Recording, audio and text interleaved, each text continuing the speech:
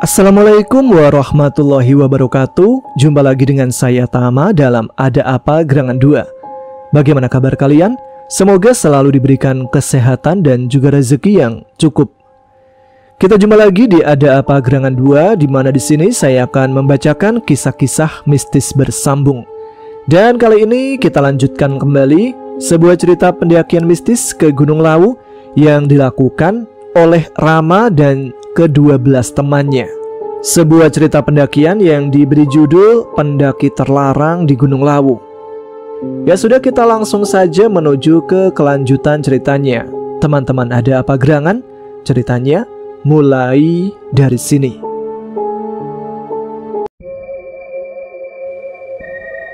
Semua orang merasa gelisah dengan keadaan Elang yang belum sadarkan diri. Rama dan Seto berusaha untuk menyadarkan Elang, namun belum membuahkan hasil. "Gimana ini, Ram?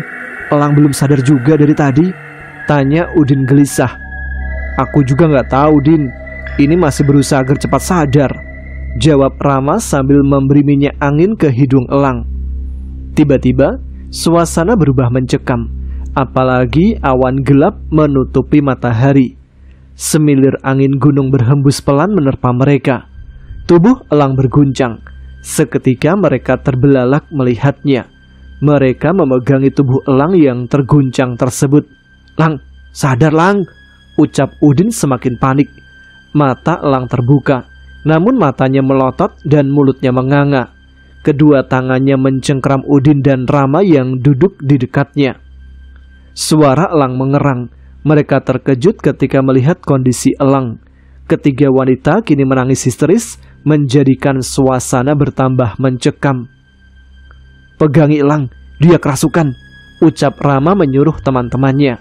4 orang bergegas memegangi tubuh Elang yang semakin terguncang. Sedangkan Rama, ia berzikir dan merapalkan doa. Seketika pula, Elang justru semakin mengerang lebih keras sambil berbicara tidak jelas. "Kembalikan." Hanya itu yang bisa mereka dengar. Mereka bertambah bingung dengan kata yang terucap dari mulut Elang. Mulut Rama masih berkomat-kamit merapalkan doa. Semakin lama dia merapalkan doa, Elang semakin mengerang dan membuatnya menggeliat kepanasan. Seketika itu, tubuhnya melemas dan lunglai, membuat 4 laki-laki tadi yang memegangi Elang sudah tidak memegang erat. "Alhamdulillah," ucap Rama mengakhiri doanya. "Gimana, Ram? Apa yang terjadi?" tanya Udin penasaran. "Berikan air minum kepadanya," pungkas Rama. Petro memberikan air minum kepada Udin agar segera menuruti perintah Rama. Lekas tanpa diperintah lagi, Udin memberikan minum kepada Elang. Sesaat setelah diberikan minum, Elang mulai membuka matanya. Kepalanya dipegangi karena merasakan pusing setelah terbangun dari pingsannya. "Aku kenapa, Mas?" tanya Elang pelan. "Kamu itu habis pingsan, Lang," jawab Udin merasa lega karena Elang sudah sadar. "Pingsan?" ucap Elang tidak percaya. "Iya, kamu itu habis pingsan tadi. Terus sempat kesurupan," tukas Udin. Sesudah sadar, Husen memberikan madu kepada Elang agar tubuhnya fit kembali. Elang menerima dan meminumnya mengikuti perintah Husen. "Kita balik aja yuk, daripada terjadi yang lebih mengerikan nantinya," ucap Irul. "Gak bisa gitu dong, Rul. Kita udah jalan sejauh ini, tanggung kalau gak dilanjut. Lagian ini juga masih pagi kok," sahut Kuclok dengan nada agak ditinggikan. "Kamu apa gak kasihan sama Elang? Dia udah lemas begitu. Gak mungkin lah kita lanjut lagi," tukas Irul merasa kesal dengan Kuclok. "Alah, bentar lagi dia juga fit tubuhnya," ucap Kuclok lagi. Melihat kedua kakak tingkatnya berantem, Elang meminta maaf dan berusaha untuk bangkit kembali. Di satu sisi ia tidak mau ada pertengkaran dari mereka. Satu sisi lagi, ia juga tidak mau mereka mengetahui bahwa ia telah mengambil sebuah batu. "Udah, Mas, jangan berantem. Aku udah kuat kok. Sebelumnya aku minta maaf karena aku seperti ini membuat kalian menunda perjalanan," ucap Elang sambil memelas. "Tuh, dengerin apa kata Elang. Dia tuh nggak apa-apa, jadi kita lanjutkan aja, saut Kuclok senang dengan ucapan Elang. Kendati begitu, Udin masih belum yakin dengan keputusan Elang, karena ia melihat raut wajah Elang seperti terpaksa. Kamu beneran yakin, Lang? Ucap Udin memastikan. Iya mas, kita jalan lagi aja, ucap Elang meyakinkan. Akhirnya mereka menuruti Kuclok, karena Elang juga tidak keberatan untuk melanjutkan pendakian. Padahal sebenarnya ketiga wanita tersebut mengharapkan untuk pulang daripada melanjutkan pendakian. Namun mereka bertiga tidak bisa berbuat apapun selain menurut. Oke, kita lanjut, tapi aku punya syarat. Kita di pos 2 mendirikan tenda lagi di sana. Untuk pendakian, kita tunda lagi sampai besok pagi. Pungkas Husan menyetujui pendakian kembali. Tapi itu makan waktu lama. Masa pos 1 ngecamp, pos 2 ngecamp lagi? Pos 3 juga enak kan buat ngecamp, ada warung di sana. Kalau yang lain gak keberatan, aku juga gak masalah sih mendirikan tenda di pos 2. Lagian waktu aku mendaftar, aku juga bilang bakal lama, sekitar 5 atau 6 hari, dengan alasan pengen lebih santai. Mereka masih dalam keadaan diam mengikuti kemauan Kuclok. Saran dari Husan juga sudah disepakati oleh mereka, sehingga mereka berjalan untuk melanjutkan pendakian. Di perjalanan mendaki, kali ini awan hitam yang menutupi matahari sudah kembali normal. Angin pun berhembus sepoi, membuat mereka merasa tenang. Sesekali mereka berhenti sekitar 5 menit untuk mengatur tempo nafasnya masing-masing. Dengan begitu, perjalanan mereka tidak ada hambatan sama sekali. Berbeda dengan Rama, selama perjalanan hatinya merasa ada yang mengganjal. Ia memikirkan perkataan Elang di saat kerasukan. Dirinya masih terngiang-ngiang dengan kata kembalikan, namun tidak menemukan jawaban. Ketika menyembuhkan Elang dari kerasukan itu, ia hanya melihat genderuwo di tubuh Elang. Dengan mata batinnya, ia sempat berkomunikasi dengan makhluk tersebut, tapi makhluk tersebut enggan memberikan jawaban kepadanya. Genderuwo itu hanya diam saja dengan mata memerah seakan marah. Rama sempat memaksa genderuwo tersebut untuk bicara, namun yang didapati malah menyakiti tubuh Elang. Dengan begitu Rama hanya mengusirnya dari tubuh Elang karena sudah merasa kasihan. Terbersit pemikiran Rama untuk menanyakan apa yang terjadi kepadanya. Namun Udin berpesan pada Rama agar tidak menanyakan lebih dahulu apa yang terjadi pada Elang, karena Udin takut jika Elang menjadi daun yang bisa menggagalkan rencana pendakian. Apalagi melihat Kuclok yang menggebu-gebu agar bisa sampai ke puncak. Meskipun sebenarnya pendakian kali ini hanyalah untuk menghibur Irul agar tidak pusing memikirkan skripsi yang belum selesai. Tidak terasa matahari sudah di atas kepala, tanda sudah siang. Begitulah yang terjadi pada mereka. Dengan banyak beristirahat membuat pendakian menjadi lama. Celok, ini masih jauh nggak ke pos 2-nya? Tanya Irul merasa lelah dengan nafas tersengal. Sebenarnya sih tinggal beberapa menit lagi, tapi kalau banyak berhenti gini, kemungkinan ya sampai 20 menitan, jawab Kuclok merasa nafasnya juga tersengal. Berarti kita masih ada waktu untuk sholat nanti di pos 2, jadi kita nggak perlu cari tempat buat sholat, ucap Irul mengingatkan kewajibannya.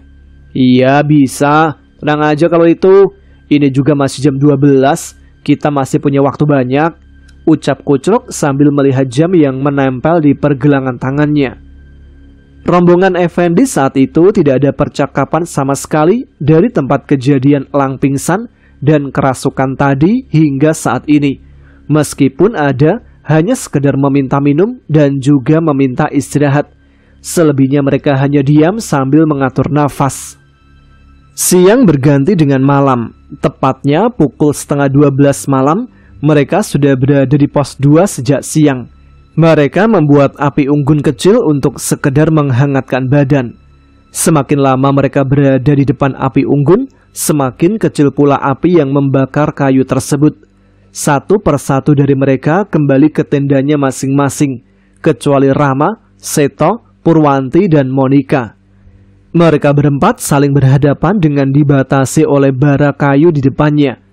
Rama menghadap Monika, sedangkan Purwati menghadap Seto. Sejenak mereka berempat terdiam tanpa kata. Tiba-tiba angin berhembus perlahan menerpa mereka. Dahan pohon bergoyang mengikuti alunan hembusan angin. "Semakin malam, tambah dingin aja ya Mbak," ucap Monika memecah keheningan. "Iya, dingin banget," kata Purwanti singkat dengan badan mulai menggigil. Tidak lama setelah angin berhembus, kini Purwanti dan Monika mendengar alunan gending Jawa. "Mbak, dengar ada suara gamelan gak?" tanya Monika berbisik. "Iya, dengar aku. Suaranya jelas banget," jawab Purwanti. Mereka berdua terkejut mendengar ada suara gending di tengah hutan yang berada di atas gunung. Suara tersebut sangat jelas, membuat bulu kuduk mereka berdua berdiri. Apalagi sekarang mereka mendengar ada yang bernyanyi diikuti dengan alunan gending tersebut.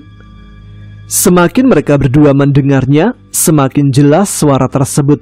Mereka saling tatap dan saling peluk, membuat Rama dan Seto penasaran dengan mereka berdua, karena saat itu Rama dan Seto tidak mendengar apa-apa. "Kalian kenapa? Kedinginan ya? Kok peluk-peluk gitu? Kalau kedinginan, lebih baik kalian ke tenda aja, istirahat," kata Seto berpikiran positif. Namun tidak ada sautan dari Monika dan juga Purwanti. Mereka berdua masih dalam ketakutan dan mendengarkan alunan gending yang belum hilang. Saat suara nyanyian di bait terakhir terdengar oleh Monika dan Purwanti, mereka berempat mencium bau melati yang menusuk indera penciuman. Mata mereka terbelalak, melihat sekitar mereka tidak ada orang sama sekali kecuali mereka berempat. Di tengah ketakutan, Purwanti, Monika, dan Seto berpamitan pada Rama untuk kembali ke tendanya. Awalnya Seto mengajak Rama untuk kembali ke tenda juga, namun Rama tidak mau. "Kita balik tenda duluan ya, Ram, Seto. Udah mulai ngantuk nih," ucap Purwanti tidak mau mengatakan sejujurnya. "Iya, silakan duluan. Bentar lagi aku juga akan ke tenda," jawab Seto. Rama hanya menanggapi dengan manggut-manggut tanpa ada suara. Monika dan Purwanti langsung berangsur pergi meninggalkan Rama dan Seto. "Ram, kamu gak istirahat?" tanya Seto karena ingin kembali ke tenda karena mencium bau melati tersebut.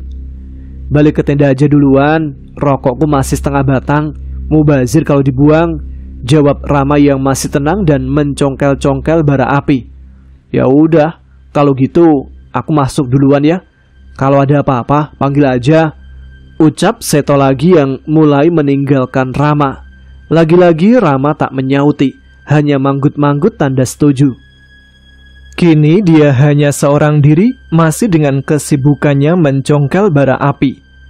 Rama tidak merasakan ada sesuatu yang janggal ataupun gangguan pada dirinya. Sesaat ia mendongakkan kepalanya, melihat gemerlap bintang dan cahaya bulan yang menyertainya. "Betapa indahnya ciptaan Tuhan," gumam Rama dalam hati. Saat asik memperhatikan bulan dan bintang, mata Rama kini tertuju kepada dua orang bapak-bapak sedang berjalan ke arahnya. Kedua bapak itu berbadan agak gempal dengan mengenakan belangkon di kepalanya dan memakai pakaian serba hitam. Keduanya berjalan tanpa ada penerangan senter, hanya mengandalkan cahaya bulan berbentuk sabit. "Malam, Pak," ucap Rama sambil menorehkan senyum kepada bapak-bapak itu. Namun tidak ada sahutan sama sekali, bahkan menoleh ke arah Rama saja tidak. Mereka berjalan seperti tidak tahu jika ada Rama di sana. Rama pun merasa heran dengan kedua bapak itu. "Aneh, kenapa mereka nggak jawab sapaan aku?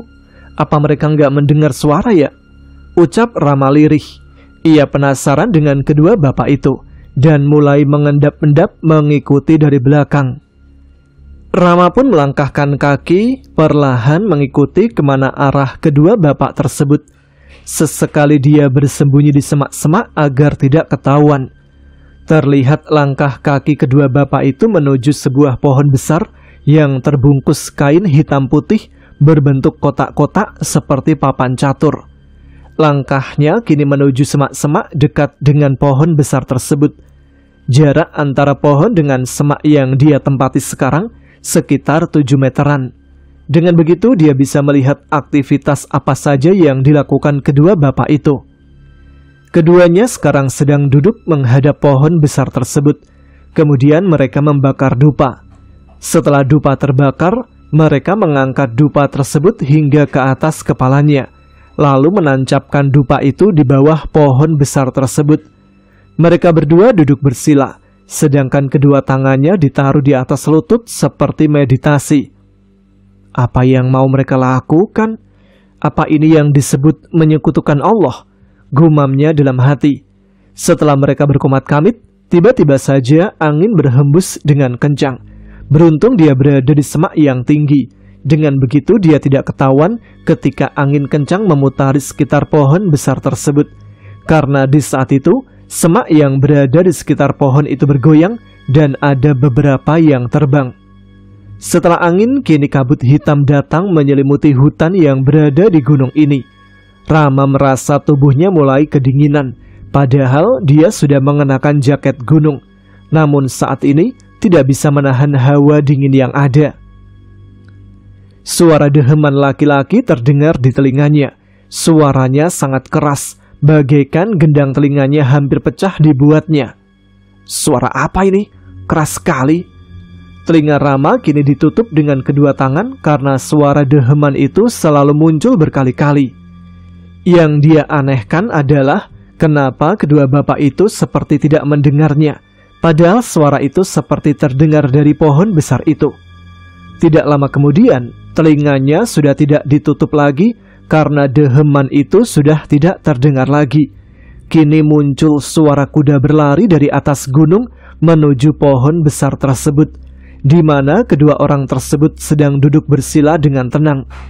Rama melihat sekitar tempatnya dan sekeliling pohon besar itu tidak menemukan tanda kuda ada di sana. Setelah suara kuda berlari itu menghilang, angin kencang berhembus kembali. Bedanya sekarang, angin itu berputar hanya di samping pohon saja. Beberapa saat kemudian, angin itu menghilang dan berubah menjadi kepulan asap hitam. Di dalam asap tersebut muncul cahaya berwarna merah. Tapi Rama belum tahu cahaya apa itu dan dari mana asalnya. Kedua bapak itu kemudian bersujud ke arah kepulan asap yang berada di samping pohon. Lalu terdengar suara laki-laki tertawa terbahak-bahak ketika kedua orang itu bersujud. Rama terbelalak melihat sosok tinggi besar penuh bulu dengan mulut menganga dan giginya bertaring panjang. Matanya melotot besar terlihat memerah padam, serta tangannya dengan kuku panjang. Makhluk tersebut seperti genderuwo yang pernah ia lihat ketika elang kerasukan. Bedanya kali ini, sosok tersebut terlihat jauh lebih besar. Kedua bapak itu kini mengepalkan kedua tangannya seperti meminta sesuatu kepada makhluk tersebut. Namun kali ini, Rama tidak tahu apa yang sedang dibicarakan oleh mereka. Percuma juga aku dengerin mereka. Aku dibuat tuli oleh makhluk menjijikkan itu, ungkap Rama dalam hati. Karena dia gagal menguping, Rama pun memutuskan pergi dari tempat tersebut. Di saat Rama membalikkan badannya, tiba-tiba muncul wanita cantik menggunakan kebaya berwarna hijau dengan rok berkain motif batik. Rambutnya disanggul, terdapat bunga melati layaknya seorang pengantin. Putri, ucap Rama terbata-bata saat melihat wanita tersebut. Dia memandangi Rama dan tersenyum ke arahnya. Iya, aku Putri Kinanti, tukas wanita itu yang terus tersenyum ke arah Rama. Untuk apa kamu di sini? Tanya Rama kepadanya. Tidak baik menguping seperti itu, Rama, tukas Putri Kinanti sambil membelai rambutnya yang panjang. Tiba-tiba saja Rama sudah ada di depan tendanya sendiri. Dia dibawa pergi dari tempat persembunyiannya dengan cara teleportasi. Putri Kinanti ini dulunya bernama Putri Saraswati. Dia sebelumnya bukanlah sosok siluman, seorang manusia biasa yang menjadi seorang penari. Ia selalu menari tarian yang bernama Iswara Gandrung. Tarian tersebut mengisahkan kisah cinta dari Nyi Roro Kidul. Disitulah Rama menyukai dirinya ketika sedang menari. Setelah selesai menari, Rama mengajak berkenalan untuk lebih dekat. Selang beberapa bulan berkenalan, Rama mengajaknya berpacaran lebih dulu, karena waktu itu masih kuliah semester 2. Namun orang tuanya tidak setuju, karena kedua orang tuanya menginginkan untuk segera menikahinya. Sebenarnya waktu itu Rama merasa tidak sanggup dengan permintaan orang tua dari putri, karena dia belum memiliki pekerjaan. Namun karena cinta harus diperjuangkan, maka Rama memberanikan diri untuk menikahinya. Beruntung orang tuanya juga mengizinkan untuk menikah, karena menurut orang tua Rama kala itu, jika sudah menikah, rezeki akan datang dengan sendirinya. Seminggu sebelum hari pernikahan, Putri Saraswati dikabarkan meninggal dunia. Dari sanalah Rama merasa bersedih karena gagal menikah dengan orang yang dicintainya. Kata orang tuanya, ia meninggal karena terpeleset di kamar mandi. Dan ketika hendak dibawa ke rumah sakit, nyawanya sudah tidak ada karena darah yang keluar dari kepalanya sangat banyak. Setelah Putri Kinanti atau Putri Saraswati meninggal, Rama selalu didatangi oleh arwahnya. Dia mengatakan bahwa kalau saat itu menjadi siluman karena ulah orang tuanya sendiri. Ia juga mengatakan bahwa akan selalu ada jika Rama membutuhkannya. Namun saat itu Rama masih berpikir jika yang menemuinya bukanlah arwah kekasihnya, melainkan jin yang menyerupai wajah kekasihnya. Rama tidak hilang akal. Dia memberanikan diri untuk bertanya kepada orang tua putri tentang apa yang sebenarnya terjadi. Awalnya mereka menutupi agar orang tidak ada yang tahu. Tapi bukan Rama namanya jika belum menemukan jawaban. Dia terus menanyakan hal apa yang sebenarnya terjadi kepada putri. Lama-kelamaan, orang tua putri menceritakan dengan detail kisahnya dari awal hingga akhir. Ternyata, putri menjadi siluman karena itu adalah sebuah syarat dan perjanjian dengan jin penunggu Gunung Lawu. Dulu orang tua putri tidak punya anak. Lalu mereka ke Gunung Lawu untuk bertemu dengan jin agar dikaruniai anak. Dengan mudah, jin itu mengabulkannya dengan syarat anak pertama akan meninggal ketika akan menikah. Karena anak pertama itu adalah anak dari Nyai Dewi Nawangsih yang dititipkan kepada kedua orang tua putri. Dari situlah mengapa putri kini menjadi siluman dan selalu bersama Rama, karena ia dan Rama masih saling mencintai. Meski begitu, ia dan Rama menyadari bahwa sudah beda dunia. Dengan begitu, Rama juga bebas mencintai seorang wanita lain, meskipun kadang ia juga ikut campur jika Rama salah pilih pasangan hidup. Putri, kamu belum menjawab pertanyaanku tadi, ucap Rama pada putri. Pertanyaan yang mana? Tukas putri. Kamu menemuiku untuk apa? Aku ada dua hal yang harus kamu ketahui, Ram. Yang pertama mengenai kedua orang tadi. Yang kedua tentang perasaan teman wanitamu, pungkas Putri Kinanti. Sebenarnya Rama masih belum mengerti maksud dari Putri Kinanti. Namun ketika Rama bertanya kembali, ia hanya mengatakan tentang temannya yang akan menjadi tumbal pesugihan dari kedua orang yang tadi menyembah genderuwo. Lalu apa yang harus aku lakukan, Putri? Tanya Rama mencemaskan temannya yang akan menjadi tumbal. Aku juga tidak tahu, Ram. Hanya Kanjeng Ibu yang tahu pastinya, jawab Putri. Tidak terasa ketika Rama melihat jam, sudah hampir pukul 3 pagi. Putri belum menjelaskan secara gamblang tentang apa yang dikatakannya. Ia berpamitan untuk pergi meninggalkannya, karena energinya akan terkuras jika ia berada di sana hingga pagi. Setelah Putri Kinanti pergi, Rama masih memikirkan apa yang harus ia lakukan selanjutnya. Sedangkan pendakian masih jauh. Jika dia masih mengikuti kemauan teman-temannya, takutnya bakal terjadi yang lebih mengerikan lagi. Belum lagi Rama harus menjaga teman-temannya, seperti halnya yang dikatakan oleh kakek Purwanti. Ya Allah, lindungilah aku dan teman-temanku, dan aku mohon kepadamu ya Allah, berilah aku petunjuk untuk menyelesaikan teka-teki ini. Amin, ucap Rama berdoa dalam hati. Dia kini terasa mengantuk. Rasanya matanya sudah tidak bisa ditahan lagi. Dia mencoba berdiri untuk berjalan menuju tendanya, namun merasa badannya tidak berdaya. Matanya mulai menyipit, pandangannya mulai buram melihat sekitar tenda yang akan ia tuju. Tiba-tiba saja dia tersungkur tidak sadarkan diri karena merasa kantuk yang sangat tidak bisa ia tahan. Selang beberapa waktu, Seto menggeliatkan tubuhnya ketika baru terbangun dari tidurnya. Dilihat jam di HP-nya, sudah menunjukkan pukul 4:30 pagi. Ia duduk sambil menguap sambil menutupnya dengan tangan kanannya. Ketika melihat teman-temannya masih tidur, terlihat ada yang kurang. Loh, Rama kok nggak ada? Apa dia udah bangun?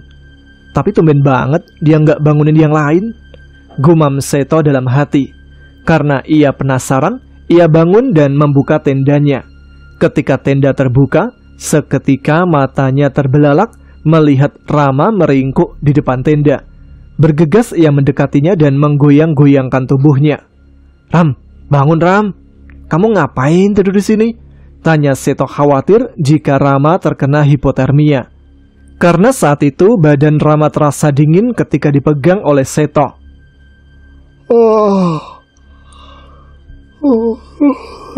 Ya Allah. Rama menguap dan terbangun dari tidurnya. Dingin banget. Udah jam berapa, Tok? Tanya Rama balik dan duduk di depan Seto. Udah pukul 4:30. Kamu kenapa tidur di sini? Kan di dalam tenda masih muat, pungkas Seto. Nggak tahu, Tok. Ngantuk banget tadi malam. Terus tiba-tiba ketiduran di sini, ucap Rama sambil mengusap-usap kedua tangannya. Kamu ini aneh-aneh aja. Tapi kamu nggak lagi bohong kan? Tanya Seto yang masih khawatir dengan kondisi Rama. Iya, aku nggak apa-apa kok. Lebih baik kita bangunin yang lain, ajak sholat subuh, ucap Rama yang masih terlihat kedinginan. Tanpa menunggu lama, mereka berdua segera membangunkan teman-temannya. Sementara itu di tenda perempuan, Purwanti terbangun mendengar aktivitas dan obrolan teman laki-laki yang sudah ia ketahui setelah mengintip dari tendanya. Karena tahu bahwa itu benar teman-temannya, sedangkan jam masih pagi, membuat dirinya enggan untuk beranjak dari tidurnya. Saat ia akan membaringkan tubuhnya lagi, Monika terbangun. Jam berapa, Mbak? Tanya Monika melihat Purwanti hendak merebahkan tubuhnya lagi. 4:30, Nik. Tidur lagi yuk, jawab Purwanti mengajaknya tidur lagi. Iya, Mbak. Purwanti mulai merebahkan tubuhnya dan mulai memejamkan matanya. Sedangkan Monika juga ikut memejamkan matanya. Saat mata Monika terpejam, tapi bukannya tertidur, ia malah merasakan risau dan memikirkan kejadian kemarin siang saat mendaki menuju pos 2. Di mana Effendi sempat menyatakan perasaannya kepada Monika, namun Monika memilih untuk tidak membalasnya. Monika memilih untuk menolak cinta Effendi karena di hatinya sudah ada hati untuk seseorang, yaitu Rama. Meskipun Rama juga belum pernah mengungkapkan cintanya kepada Monika, tetapi Monika punya perasaan terhadap Rama. Oleh karena itu, ia tidak ingin memutuskan hubungan persahabatan yang baik dengan Effendi dengan memberikan harapan palsu kepadanya. Effendi pun merasa sedih dan bingung, tidak tahu harus berbuat apa setelah penolakan dari Monika. Ia merasa bahwa apa yang dilakukan adalah salah dan ia seharusnya tidak menyatakan cintanya pada Monika. Namun akhirnya dia menyadari bahwa Monika punya hak untuk memilih dan mencintai siapapun yang ia inginkan. Matahari terbit di ufuk timur, memancarkan sinar keemasan yang menyebar di langit pagi. Suasana masih hening saat Puspita dan Purwanti terbangun dari tidurnya. Mereka berdua merasa segar setelah tidur yang nyenyak semalam. Puspita duduk di tempat tidur dan menggosok mata dengan lembut. Mbak, ayo kita bantu teman yang lain, kita masak buat mereka, ajak Monika. Mereka bersiap untuk memasak, sedangkan ke-10 teman laki-laki bersiap untuk membongkar tenda dan merapikannya. Udah siap semua? Kita harus cepat melangkah supaya bisa sampai di pos 3 sebelum siang, ucap Kucluk sambil mengecek persiapannya. Siap dong, ayo berangkat, ucap Husen yang siap berjalan dan menarik karir miliknya. Pelan-pelan mereka berjalan untuk sampai di pos 3. Tanpa banyak bicara, sang ketua kelompok, Kuclok, memberikan instruksi tambahan tentang jalur pendakian dan membuat berbagai pertimbangan untuk jalur mana yang paling aman untuk dilalui. Sesekali para pendaki ini bersendau gurau sambil berjalan, menceritakan pengalaman masing-masing dalam pendakian gunung, saling berbincang-bincang dengan gembira, dan merayakan keselamatan rombongan mereka dalam perjalanan untuk sampai di pos 3. Mereka pun menikmati pemandangan yang sangat menyegarkan setelah kabut turun, yang memperlihatkan pohon-pohon di area tersebut sangat hijau dan segala sesuatu di sekitar mereka terasa sangat segar. Baru beberapa saat mereka mulai pendakian, Purwanti terpeleset saat baru berjalan sebentar dan jatuh. Kaki Purwanti terkilir dan dia merasa sangat kesakitan. "Apa kamu baik-baik saja, Pur?" tanya Seto dengan khawatir. "Sedikit sakit sih, tapi nggak apa-apa," jawab Purwanti gemetar. Seto segera mengambil tindakan. Setelah beberapa waktu, Purwanti pun merasa lebih tenang dan melihat sekeliling. Dia merasa hampir tidak mampu berjalan, tetapi rombongannya terus memotivasi dan membantunya sampai dia merasa mau untuk bangkit. "Gak masalah kalau mau istirahat lagi, pokoknya kita terus jalan bersama," kata Rama. Seusai berhasil memberikan perawatan yang baik untuk Purwanti, rombongan tersebut berniat melanjutkan pendakian. Namun, Rama melihat ada sosok misterius yang membayangi rombongan mereka dari kejauhan. "Sosok itu di sana," gumam Rama pelan melihat ke arah sosok tersebut. "Apa maksudnya, Ram?" ucap Seto yang mendengar gumaman Rama. Nggak apa-apa tok," gumam Rama sambil memalingkan pandangan dari arah bayangan misterius itu. Sosok itu sama sekali tidak tampak seperti manusia. Ia terlihat sedang mengamati mereka sepenuhnya. Sosok itu kemudian menghilang begitu saja. "Apa itu makhluk yang semalam aku lihat?" gumam Rama dalam hati agar tidak terdengar kembali oleh Seto. Rama memutuskan untuk tidak memberitahu teman-temannya tentang apa yang ia lihat. Rama merasa ada yang tidak beres dan mendesak teman-temannya untuk segera meninggalkan tempat tersebut agar melanjutkan perjalanan. Rama berusaha untuk membuang semua pikiran tentang sosok tersebut yang muncul di hadapannya. Namun, dia merasa sosok itu tidak akan hilang dengan mudah. Rama takut bahwa sosok itu akan kembali menghantui dan mengganggu mereka. Dia takut sosok itu punya tujuan lain, tujuan yang akan mencelakakan rombongannya. Sampai di sini dulu ya episode kali ini. Kita akan lanjutkan cerita pendakian Rama dan teman-temannya ke Gunung Lawu pada episode selanjutnya. Ini dari kemarin kayaknya dapat gangguan terus, padahal mereka belum mulai pendakian nih. Apakah ketika pendakian gangguannya akan lebih intens dan ekstrim? Kita akan saksikan atau dengarkan di episode selanjutnya. Terima kasih untuk teman-teman sekalian yang sudah menyimak episode kali ini. Terima kasih untuk support kalian. Jangan lupa tuliskan komen, tunjukkan eksistensi kalian. Ya sudah, sekarang saya Tama harus pamit. Jumpa lagi di episode selanjutnya tentunya. Tetap semangat ya. Jaga kesehatan selalu. Wassalamualaikum warahmatullahi wabarakatuh.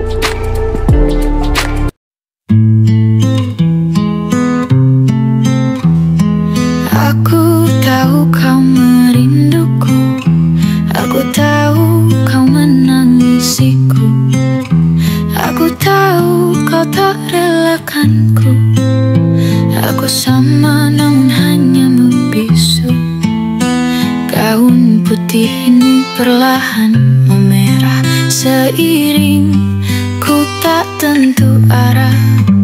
Gaun putih ini perlahan lusuh seiring kau dan aku jauh.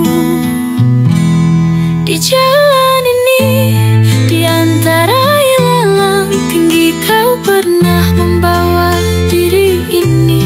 Di jalan ini pula tubuhku merebah berdarah mati dan mereka lari.